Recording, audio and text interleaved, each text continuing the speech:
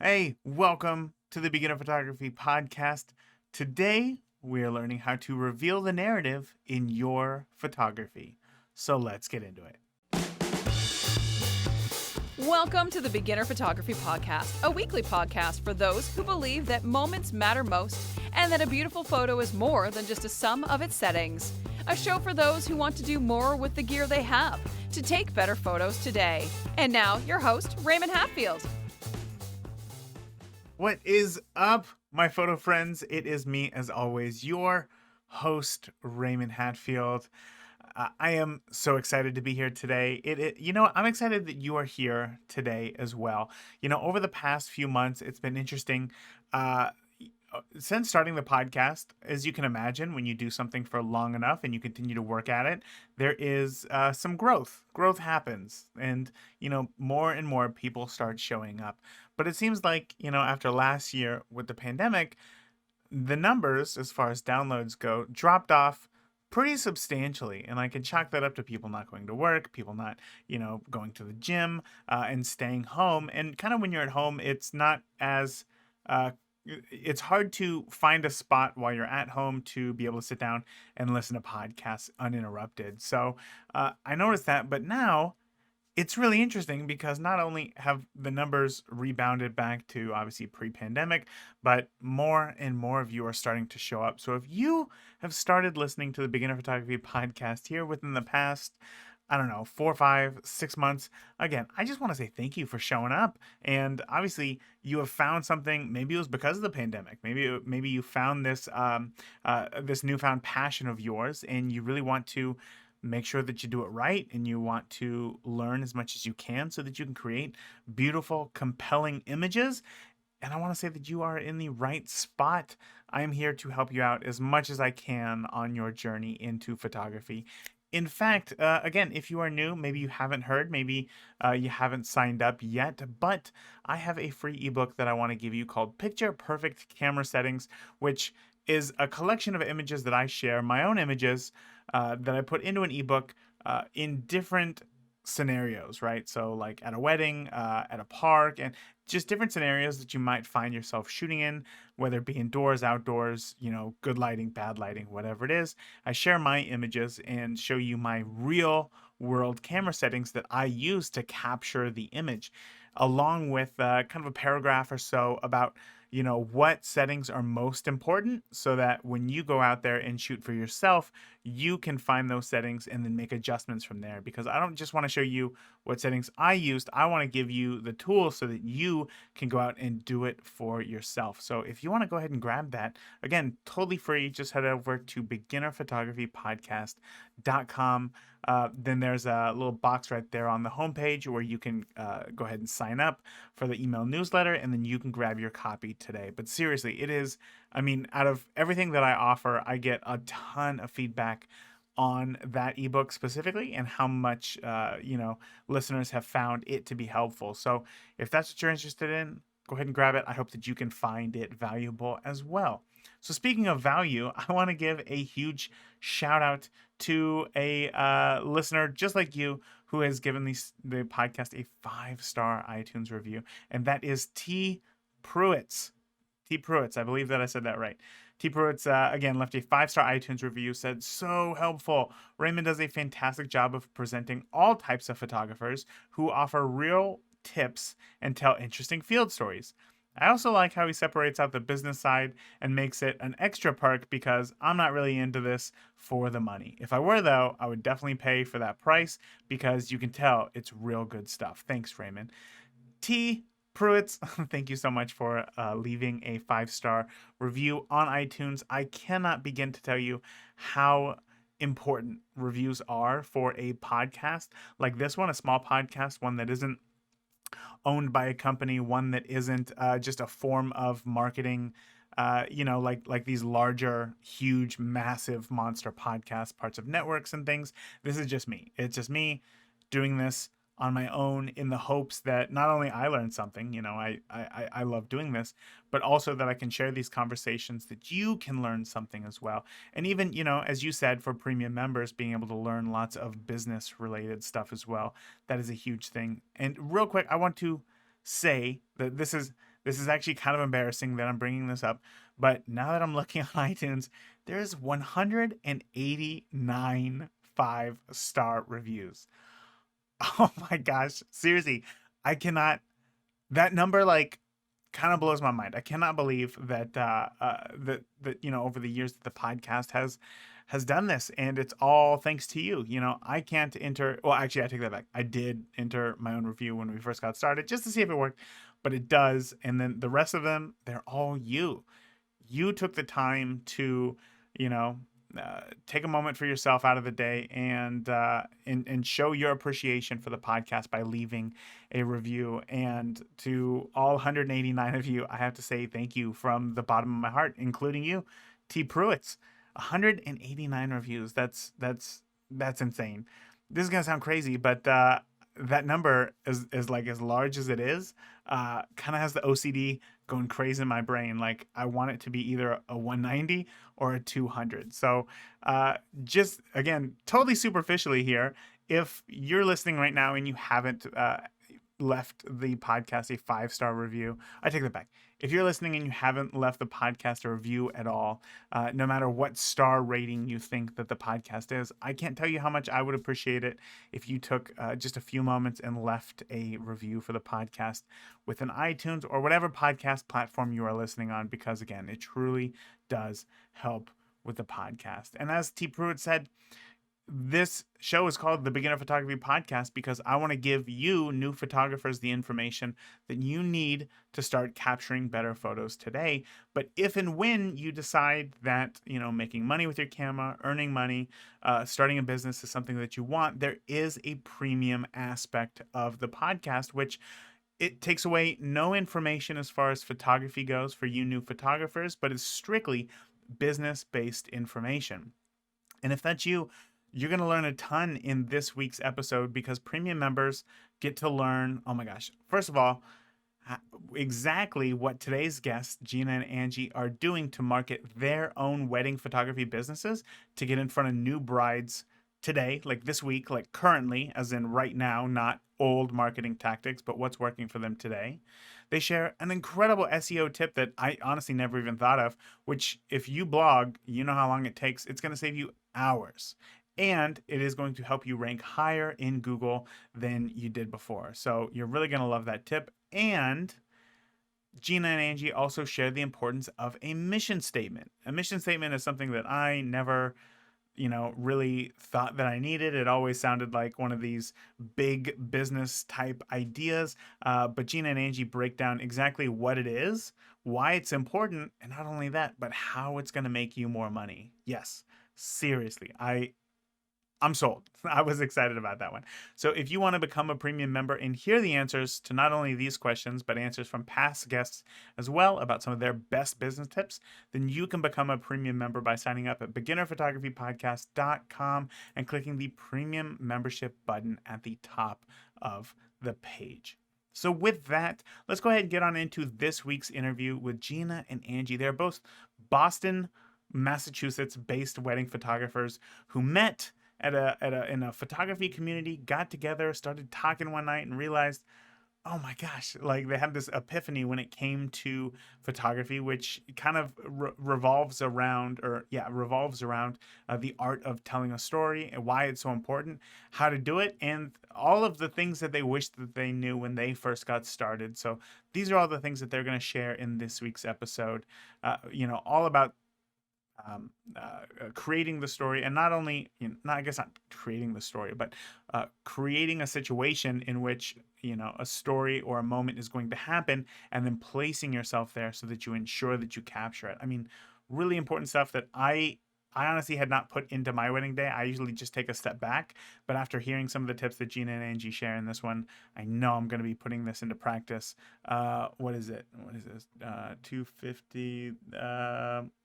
This weekend at my upcoming wedding. So it's going to be fantastic. I'll let you know how that goes. So with that, let's go ahead and get on into this week's interview with Gina and Angie.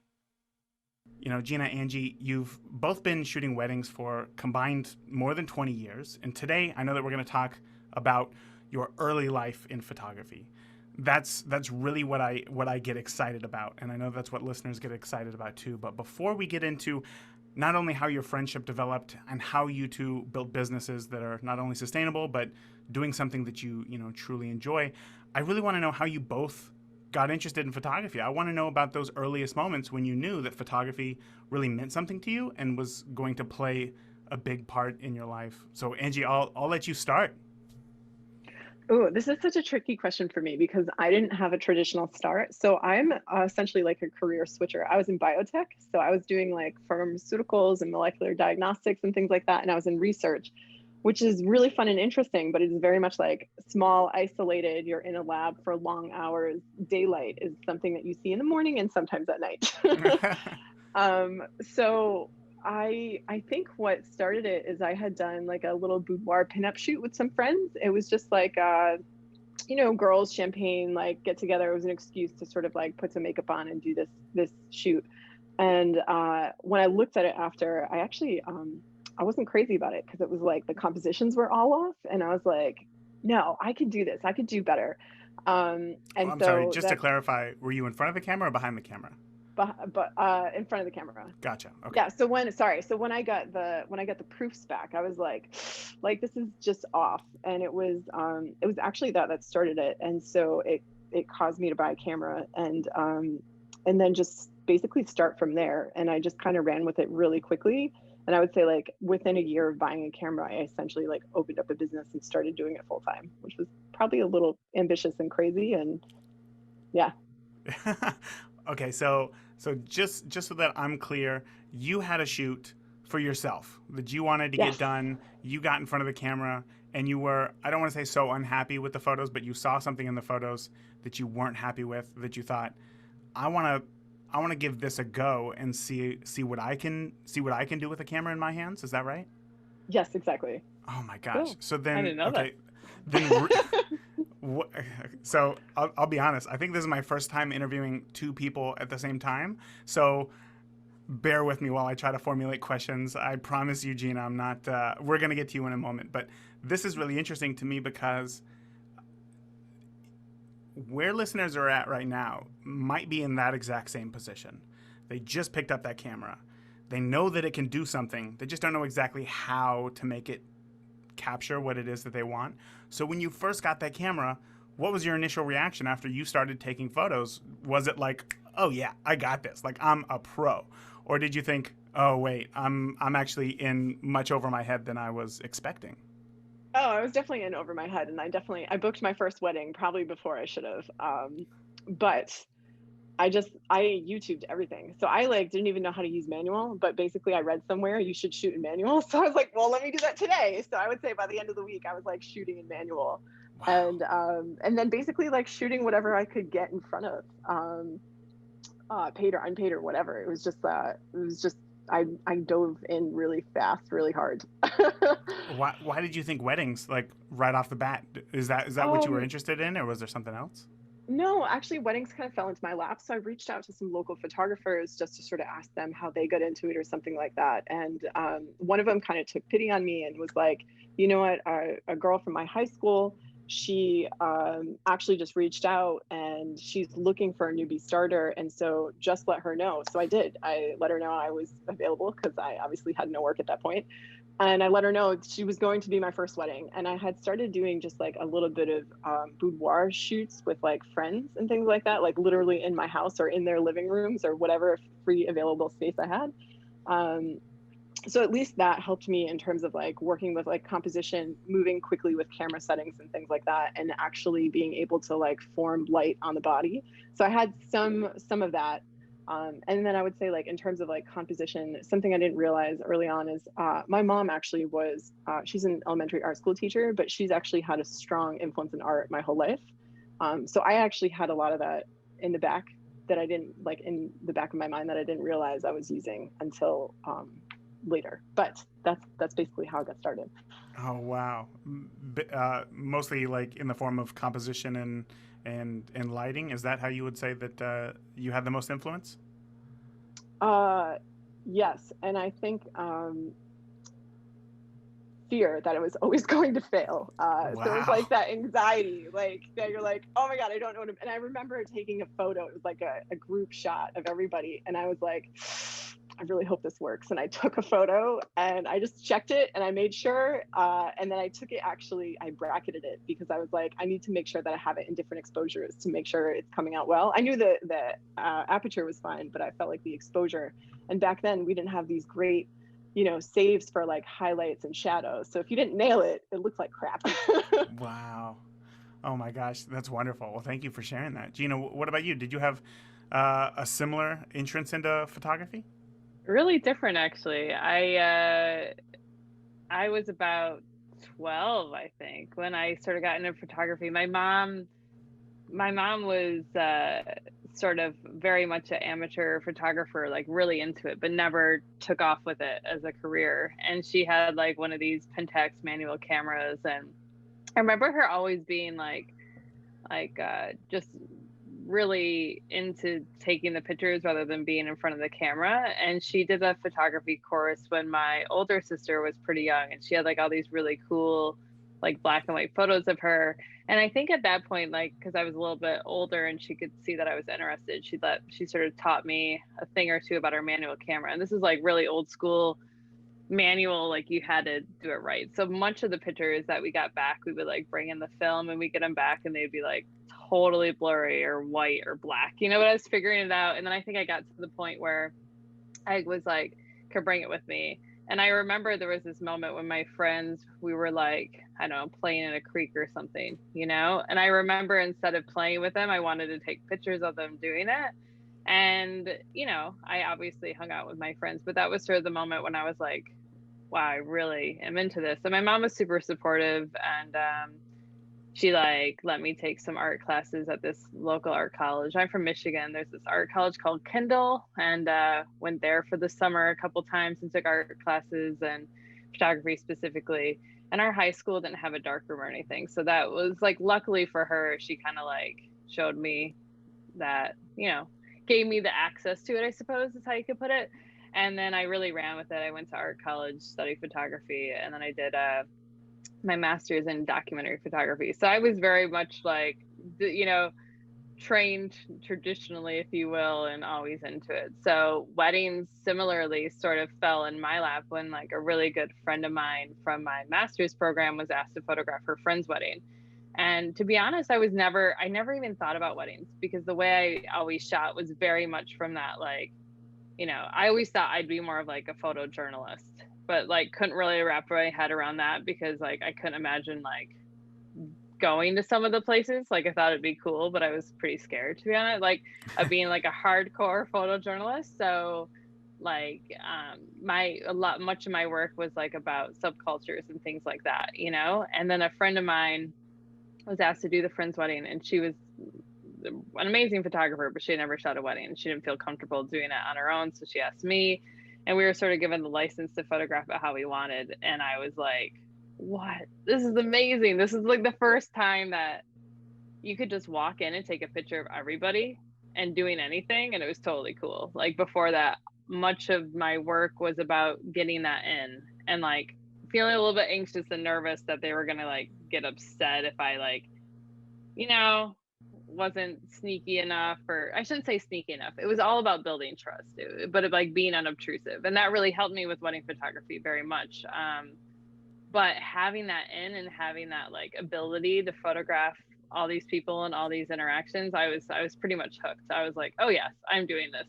I'm not going to wait tables anymore. I'm going to do this, And so that was sort of when it took off, that like, wow, I can be an artist and make money off my craft and still like do my personal stuff. And so that was exciting. And since like, I really feel like, I get my creative juices like flowing, and I honestly come back from a wedding like rejuvenated, because it's like that, the social aspect, but also like the ability to just take all these pictures is good. So yeah. Right. Yeah. As somebody who went to film school, I know that waiting tables is a very popular profession amongst Absolutely. creatives. Yeah, I absolutely Absolutely, because you feel like you're trying to do your art and you need to make money, and you end up, and I was working so much, like waiting tables. Like I barely had time to like go out and shoot. So when I started doing weddings, it was amazing how my technique like got so much better, that if I had gone back and done a project after doing like 20 weddings, that project would have been so much more solid, Mm. because you go through all these different ebbs and flows of like lighting situations, like constraints of the room and all this stuff, that really it's like a photographic workout. Oh So yeah, very much so. I've never heard it yeah. explained that way, but a photographic workout shooting a wedding. Yeah, I Yeah. mean, you're absolutely right. It's like you just kind of have to do whatever you have to do to get the photo Totally. there. Yeah. So Yeah, let's yeah. go back to when you were 12 and you get that camera in your hand and you start shooting, and as you said, you're getting photos back pure black, pure white, maybe Yeah, somewhere in totally. between a little bit. Yeah, I got to be yeah. honest. I mean, if I kept getting photos back like that, it could be a little bit discouraging. So, what was it about photography that I guess made you push through those initial struggles? Yeah. Well, I think there would always be at least one maybe that kind of Ah, turned out, and that was exciting. I honestly think that I feel very like fortunate that I was born when I was, I guess. It sounds nerdy, but like the fact that I learned on film and then now I get to like have digital, it's like this like nice best of both worlds, because I think it was sort of the magic of seeing what I was gonna get really mhm. helped. It was like the waiting. And so we would go to like the grocery store and like drop off the film, and I like had to wait, and then you would like go through all the pictures and you'd be like, oh cool. And then each week or whatever, it seemed like, okay, now there was five that turned out, and I was kind of like learning, and I was kind of like one of these kids that was like, I want your help, and then she'd try to help me, like, no, no, no, like the way you're helping is annoying, so I'm gonna figure it. So like I'm sure she was That's my like, daughter. You just perfectly okay, get explained your my daughter right there. right. Yeah, yeah, yeah. My kids are like that too. So I think it was very much like, okay, you're gonna get your all black pictures then until you figure it out. And so it was kind of like the sort of stubbornness too of figuring it out too, maybe drove me a little bit, to be quite honest. I Yeah, but the gotcha. magic of getting those pictures back was really cool. And then when I was actually in the dark room, like that was just like, what? This is so cool. And then as you learn, you progress, and so then you get what's the word? I don't know. They get you pull it off more and more, so then you Right. get more into it. Yeah. So, Angie, with you having gone into, was it biotech? Is that right? Yeah, essentially. So, going into biotech and then getting into photography much later after having, a quote unquote career, uh, you started on digital? Is that right? Yeah, I tried film for like 1 week and I never developed it. And I Do you still have that role? It has to be around somewhere, right? Did you I ever get think it it is. developed? No, I didn't. But my dad has that camera. It's like his old Minolta, which like everyone and their mother had Yeah. back in the 80s. And yeah, so I have it, and I actually have been thinking to try it again in my free time that I have lots of. Yeah, Oh my you're gosh. right. Yeah, yeah. You're gonna enjoy it. It is. I mean, like Gina was saying, like there is a bit of magic to it, but with you not having gone through that side of it, I'm interested to hear from you as well. When you first picked up that camera and you realized, oh, this isn't as easy as I thought that it was going to be. What was it that kept you going in photography? Um, one of one of my moments that I realized this is complicated is so right before I shot my first wedding that I booked, um, I had second shot for free for someone. So basically I had another photographer. So thankfully, like when I first got, and I don't necessarily recommend that my path was the best way to get here, but it was a path. And so another photographer took a little bit of pity on me and had me come along, and I volunteered to second shoot for her. And I realized shutter makes a big difference for indoor photos. So that was a big wake up call right before that happened, right before I had my own wedding. And so thankfully I had that. Otherwise, that first wedding I shot might not have turned out so well. Um, and I think it was I feel like for a lot of me it was a little bit of it's exciting and to be shooting a wedding, but at the same time, there is still like, there is a little bit of fear. I feel like it's like a roller coaster where it's like, you're going up that big hill, and before you drop down, it's like all the excitement and anticipation is building and it gets you so nervous, but at the same time, like, you're so excited to have that thrill of the ride at the same time. Like, that's what I would sort of explain it as. And that's kind of what kept me going. And I even remember at some point, especially early on, like, you get so nervous before your shoot, you just like, not that you want to like vomit, but you're just like, you're almost like shaking. But then Yeah. once you start the day, it like completely goes away and you're like, this is amazing. I can do this all over again. So I felt like that was kind of my thrill jive that I did for the first few. I mean, it still kind of happens, but thankfully I have better control over that now. I know, right?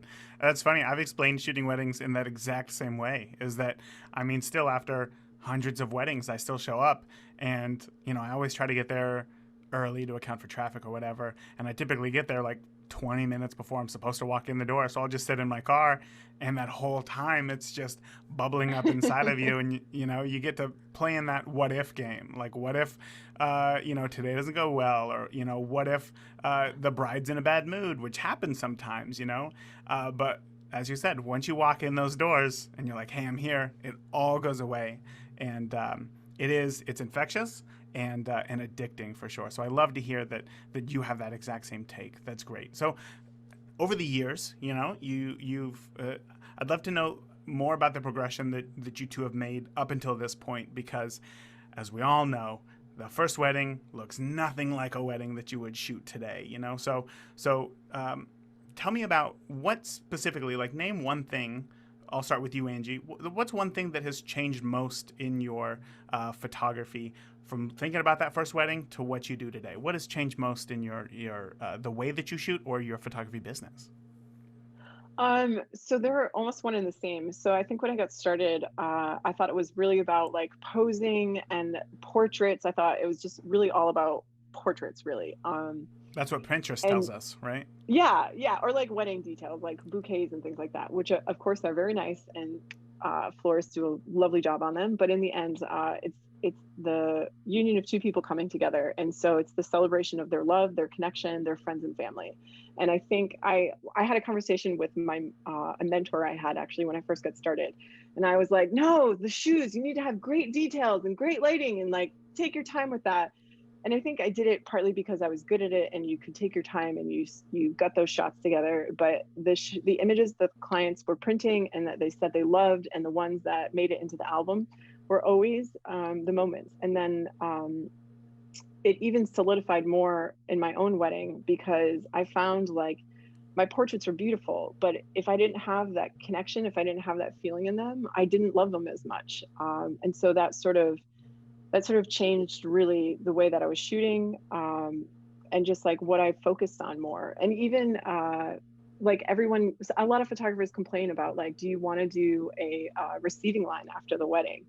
And I understand it could be like a million hugs, but I think like those hugs are kind of fantastic.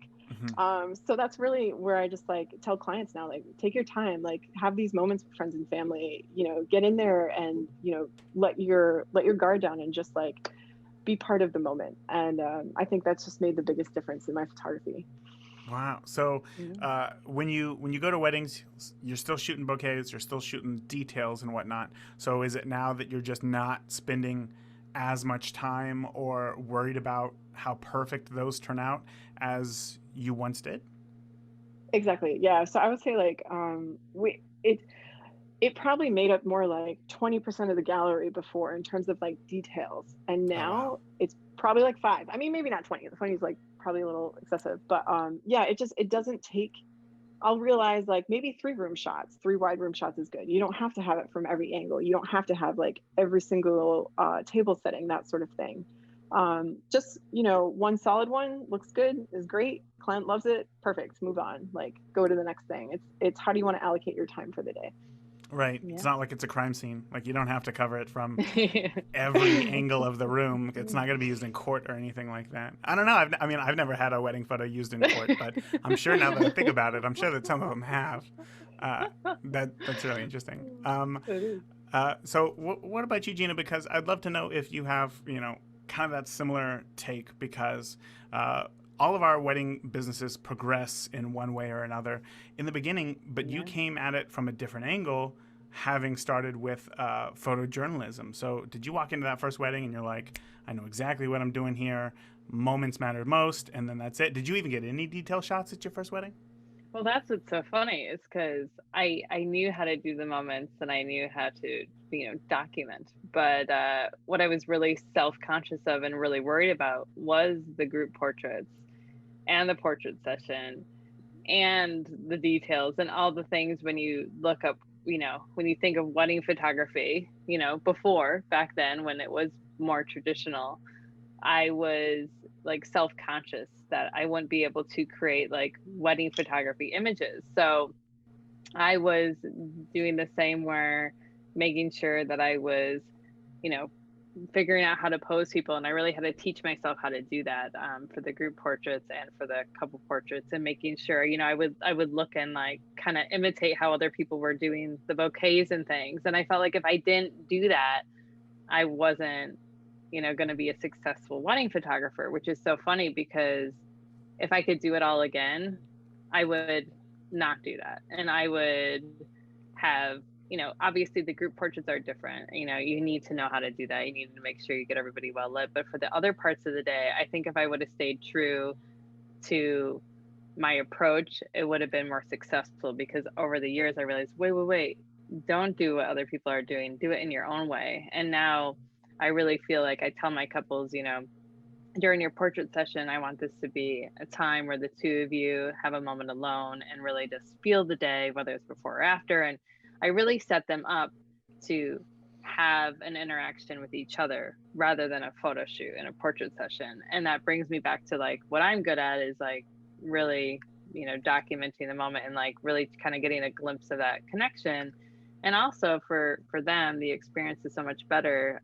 Most of the couples I work with, they don't like feeling like they're in front of the camera. They value photography, but they don't want to know that they're getting their photo taken. So, I sort of like came in from that photojournalistic background, but felt like there was a huge deficit in my like wedding photography abilities. So I compensated for that and then sort of found my way again. Like, wait, no, do it in a way that works for you. And I think that was really important. It's, like a journey maybe people have to go on, but I think if you can always sort of stay true to like how you see the world, or like you were saying earlier, and like that's true to you, then your images are going to be stronger. Because once you start to try to mimic what other people are doing, it's just never going to be as powerful.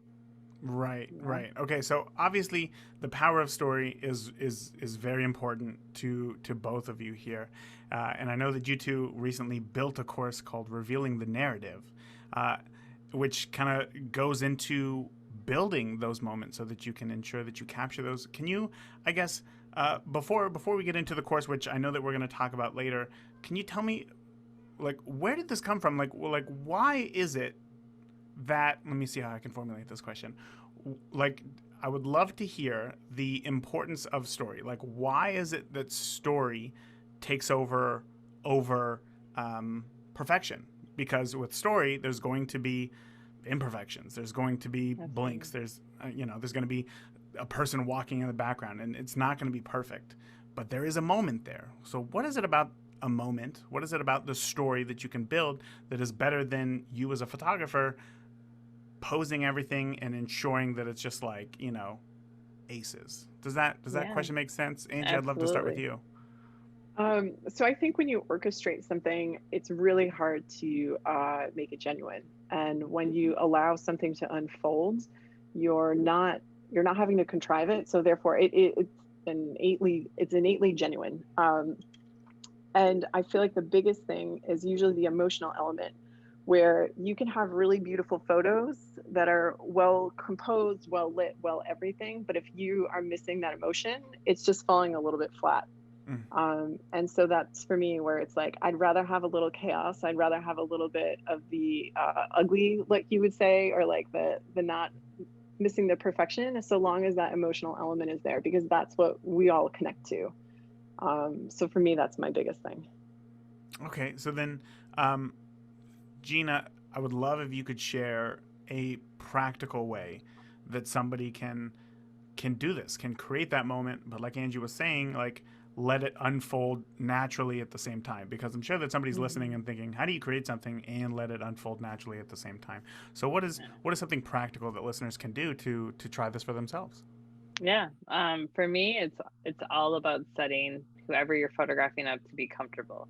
If people can be themselves, then you're getting them in their true light. You're capturing them in their true light. And for me, that's a combination of things. It's setting them up to know that they can be themselves. So if you're doing an engagement session, for instance, it's about setting them up to be comfortable in an environment and doing what they're doing so that they can truly just like let go and do their thing, that they don't need or even want direction, because they're just being themselves and they know what to do and how to do it because they're used to it. And similarly, on a wedding day, you have so many different pieces going on. Let's take the getting ready, for instance. People are naturally getting ready, so you are there and very much being in the background, being unobtrusive, so that they know that whatever they're doing is just what they're supposed to be doing, and you're just taking pictures of that. And when you come to the portrait session, that's when talking to your clients beforehand is super important, and talking to them about how that portrait session isn't about the photos, it's about them having alone time together and to really just like feel their day. And I always say that to couples, and then they know that they're not looking to me to know where to put their hands. They know that it's about the two of them having a moment. And it's really cool. Some people hug and start to cry. Other people talk about something funny that happened that morning, or just like chit chat. And you are there to guide them and make sure that they're feeling comfortable. And sometimes going for a walk is really helpful if people are feeling nervous. And it's good to have a few things up your sleeve. Like I always suggest a big hug. It helps people feel comfortable, but I remind them like, this is just for you guys. This is your time, and these images are just for you. And that little bit of like education and reassurance beforehand on the day goes a long way to be able to truly just document people being themselves. So that's something I always say to clients and hold true on the day, like have them be comfortable, have them be themselves. Then you're really documenting and not manufacturing. Because for me, photographs are all about reigniting memories. And so you want that like portrait session of them to be a memory of how they felt in that moment, not like of a photo shoot where they can't wait to get back to their wedding, you know? Right. Oh, absolutely. 100%. 100%. Which is so funny, because it's like, I think back to, my first solo wedding, and it was a friend of a friend, and then my next, probably 24 weddings, it was the same. It was a friend of a friend, and I thought, well, they just all want these Pinterest photos, right? That's kind of where everybody starts, because that's, honestly, it's a good place to get an idea, Yeah. So they go out and they look there. But then very quickly, those friends of friends kind of started to dry up. Not as many were getting married. And I thought to myself, well, I guess now it's time to put on my big boy pants and like learn now the business side of photography and the business side of marketing. So I would love to hear from you both. Like, after shooting hundreds of weddings, what has been probably the most powerful form of marketing that you have found to bring in new brides? And then what are you doing today to get the word out to brides about your business? Angie, I'd love to hear from you. You are listening to the free version of the Beginner Photography Podcast, where each week you learn how world-class photographers see and capture the world around them.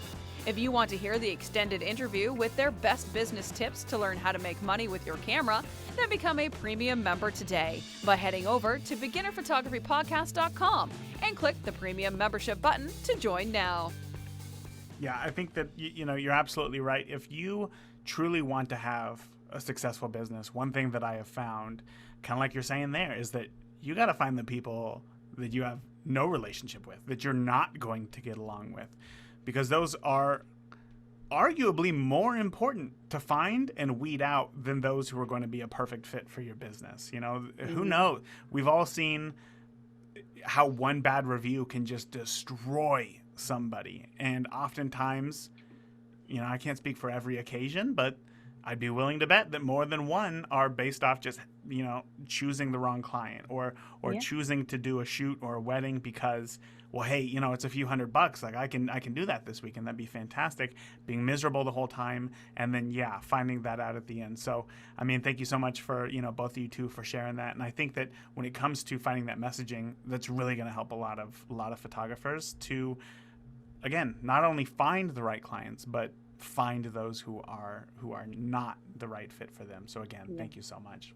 Now, when it comes to photography, I find, especially weddings, I find that one of the biggest worries that I hear from new photographers, when they're just getting started shooting weddings, is that they're terrified that they're going to miss a moment, right? That they're going to miss that special moment. So, with you two so deep into storytelling and moment, I would love to hear your perspective on this fear, specifically for new photographers. Yeah. I guess, Gina, I'll let you go first. Yeah. Okay. Yeah. So with everything, like being able to catch any moment comes with practice, right? So if that is a big like anxiety and fear for you, which is absolutely 100% normal, I would really encourage you to go out and try to catch moments. Like start a personal project, start photographing.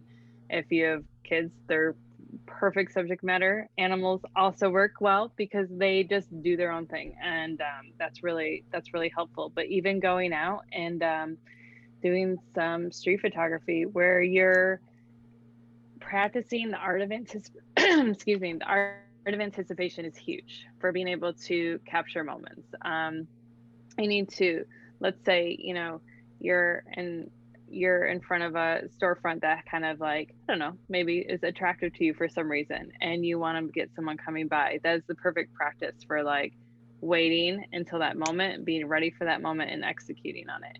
And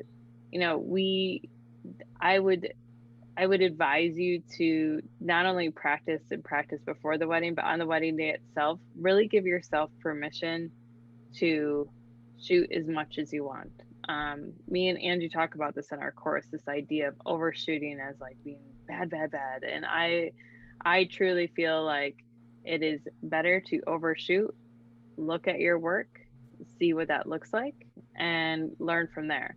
And when I say overshoot, I don't mean holding on the shutter constantly and like not even know what you're doing. But when you feel like a moment's going to happen, take a multitude of it and look back. Like when you look back at like the great street photographers, they usually use like a whole contact sheet, which would be like 36 images possibly for like that one awesome picture. So give yourself the permission to know that it's, when you're doing moments and they're anticipating, you're going to want to take a few to get the one, I would say at least 3, kind of thing. But having the ability to observe around the room and kind of look for those sideline moments and look for those big moments and get the idea out of your head that like there's only a few big moments on the wedding day of like the aisle and the kiss, and but you over time you will like know the timing of the aisle. Do you guys agree with me? Like Absolutely. you'll know like, okay, right now I'm here, and in 5 4 3 2 1 I'm going to back up and I'm going to get them high. Like you just will learn.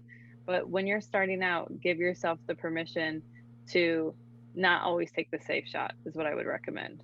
Because always take the safe shot. I like right that. Because you're gonna feel like more excited about your images, which is huge, and also you're gonna produce better work, and you were kind of giving yourself that photographic workout of like learning how to do it. But yeah, if we talk about this a lot in the course, this idea of like anxiety and self-doubt, and for me, like the one thing that helps that is taking action to alleviate that. So if you're nervous about it, start practicing, like going out and try to grab those moments and before the wedding, just so you can say to yourself, hey, I've practiced, I'm ready, I got this. Right. Is that helpful? Yeah, absolutely. And I'm gonna ask Angie you the same question. Have you ever missed a moment at a wedding? I'm gonna start with you, Gina, and then I'm gonna ask Angie. Yeah. Sorry, I should definitely do a better Of, job at of course. directing this. I would say, of course, and I would say, I would feel very confident in saying if someone told you they never did, they probably are not aware that they missed it or lying. Right, right, Because right. it is impossible not to miss something. You know what I Yeah. mean? Hmm. Like, I actually like, I think I'm almost too hyperly aware in my life, and so it helps me as a photographer. But like, of course you miss something. Like, you could be I like, you're human, and I remember like drinking like a glass of water once and be like, ah, damn it, I wish I like got that. Yeah. yeah, like it happens, Yeah. but I Yeah. think it's like, it's like your batting average, right? Like how much are you missing and how much are you getting? And like when you miss one, let it go. Keep Get the next one. It's okay. All right? I don't think Don't let it affect you too yeah. much. Angie, I don't think that we can add anything more to that, perhaps. So I'm going to ask you, because I mean, I'm right there with you. I know that I miss moments all the time, but as somebody who is so wrapped up in this world and ensuring essentially like your business, you have to make sure that you're able to Yeah. capture those moments. How do you ensure, Angie, that you put yourself in the right place at the right time to get them? So the easy answer to that is experience, where you know sort of like the flow of a day, and you are anticipating how things are going to happen, or even just like behavior. So like, sometimes those transition moments are really great, like bride leaving, going to the venue, that sort of thing. Like that's the easy stuff that's sort of waiting there. Or there's points of the day where there tend to be more emotional moments, such as like before the bride walks down the aisle or during the speeches, making sure to pay attention to the parents as well, especially if like the person speaking is related to the bride and groom or the parent. And there was a couple points though, that I thought I kind of want to add on to Gina's just a tiny bit. And Yes. so honestly, like I miss when I find I'm missing like some of these smaller moments, it's because I'm paying attention to timeline too much. Where I'm like, okay, we got to like get to the next point, and instead of like just waiting to let things happen, I'm like, trying to get my gear to go to the next one. And that's when I tend to miss it. And it's usually like right before we have a transition that some of these small moments start developing. Like when the bride's fully ready and she's about ready to like walk out of the room, if you're sitting there like playing with your gear and trying to get it like all wrapped up to go, half the time that's when the mom is like, "Oh my God, you're so beautiful," and like starts losing it. So it's hard. So I got an assistant. She deals with that, and that was sort of a way that I helped to not have to do that anymore. But the other thing too about just these moments is putting yourself, making yourself. You want to put yourself in there, and I feel like when you first get started, you're nervous about where to be and how to be. And I think the biggest thing is like you talk to the client. Actually, the way that you get them to be comfortable is you just talk to them, like when you arrive, say hello, make yourself known, and then just give them the space to be themselves, but don't feel bad about like walking through the scene sometimes, getting in there, getting close. And that's how I feel like that's how you can create some really beautiful art. And the client starts to realize like you just kind of start to be background noise, where like they're comfortable with you being there, but they're not paying attention to everything that you're doing. And I feel like, yeah, insert yourself into that moment sometimes, and that's really helpful. Insert yourself into that moment. So let me try to build something here. So if let's say dress just gets put on, mom obviously helped, maybe mother of the groom comes in, right? Wasn't a part of putting on the dress, but now she comes in, sees her future daughter-in-law for the first time. They go in for a big hug. Maybe everybody gathers around. Now mom's giving a big hug, and maybe there's even a bridesmaid or something in there. Are you like getting in there like it's a huddle, like for football or something, or do you think to yourself, "Wow, this is really special. I'm going to stand back and go with a longer lens on this"? Um, I'm not a huge fan of long lenses, to be honest, because I feel like you're not close enough. So there's a photographer quote that like, if you can't feel it, you weren't close enough. Mm. So a lot of times what I would start doing is like, depending on where I was when this happened, like this entry, I might start with my like 35 and do wide and then just start walking in closer, like shooting the whole time. And I have no problem like, using their hug to like fill that whole frame. Um, but obviously like you have to kind of like read what's happening. But that's what I mean to be saying is like, don't feel bad about, getting, filling the frame with the emotion that's happening. Mhm. I would say most of us, honestly, we don't have great, large getting ready rooms. So you're kind of on top of them anyways. So like use it. Right, right. And it's not Mhm. like I mean the couple understands that like they hired you to take photos. So again, I think that's probably something else that I hear a lot from new photographers is like, well, I kind of don't want to intrude. It's like, well, you were kind of paid to intrude, so like You're, just go ahead yeah, and do it. If you can get closer. Gina, is it the same for you? I know that Yeah. obviously lens choice is a bit of a personal preference, but would you take the same approach or would you go for that longer lens? No, I would take the same approach. I think it's very hard to make yourself invisible. Hmm. So instead of making yourself invisible, allow everybody to be comfortable with you taking the pictures. And then, like as Angie said, they're forgetting about the camera. You know, you're not going to be able to document the day properly if you're worried about someone seeing you do it.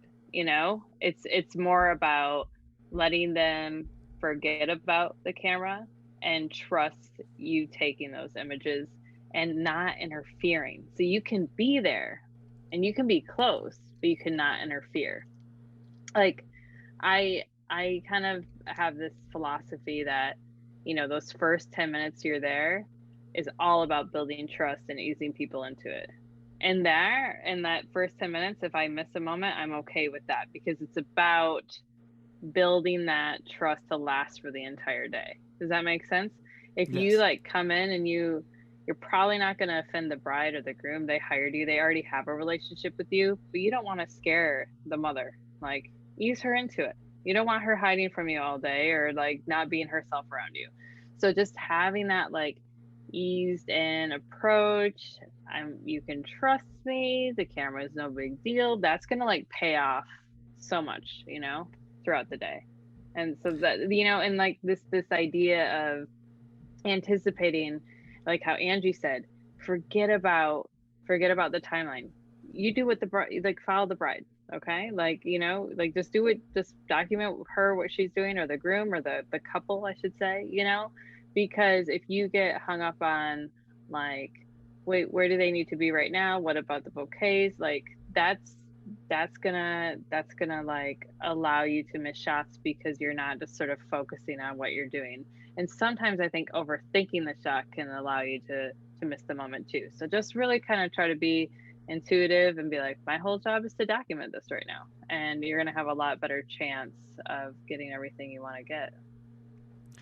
I gotta say, to both of you, this has been a fantastic chat. I've really enjoyed talking to you two about, obviously the important moment. That is something that I try to stress as well. But with you two being able to come on and break down not only a lot of like actionable ways into capturing a moment, but also like creating the space for a moment to happen has been extremely helpful, not only for me, but I know the listeners as well. And I'm sure that this is kind of why you two built your course, Revealing the Narrative. So I would love to hear how the course came about, and I'd love to know a little bit more about it as well. Angie, why don't you tell me how did this all come together? So me and Gina started to become photography friends. And essentially, I think it's even up on our website. But basically, we just got started talking about how independently our businesses actually didn't do well until we really started focusing on being more moment driven. And that's really what helped set us apart.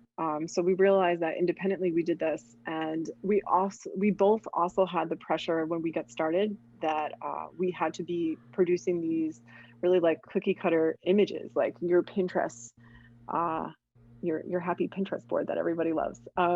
So, and I think like once we realized like we didn't have to conform, it was a lot easier. And then that's what we wanted other people to realize is like you do not. I understand like portraits sell, they're easy. It's a great thing. Like you can do that, you can do all the details. But I think when you get to the heart of what's important in the day, like you have a better connection with the client. And so we wanted people to realize like this is possible, and this will probably actually create you a better business, better art, and more happiness in the end. I Yeah. love it. So Gina, tell me what's in the course. Like what is it specifically that you're teaching to these new wedding photographers? Yeah, so the course is made up of 9 modules, and they focus on 3 different sections really. One is the photography, one is the client connection, and the last is the business. So we're really getting into, you know, how to take the images that really allow you to tell that story, dig deeper, get those really authentic moments, and, and how to feel really excited and creatively fulfilled when you go to a wedding.